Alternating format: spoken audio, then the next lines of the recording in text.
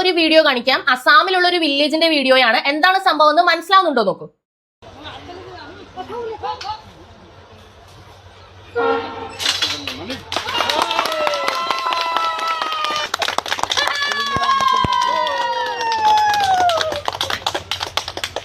സംഭവം എന്താണെന്നറിയാമോ?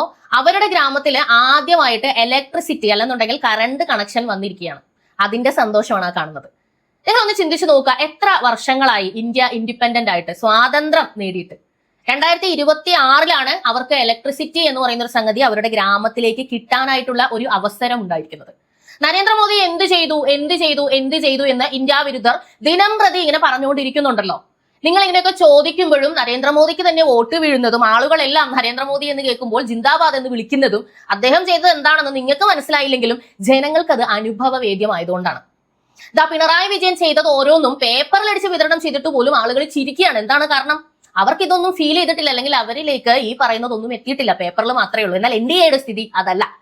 ഈ ചിരികളാണ് നിങ്ങൾ പറഞ്ഞ വോട്ട് ചോരി. ഇത് വോട്ട് ചോരിയല്ല, ഇതിന്റെ പേരാണ് ദിൽ ചോരി.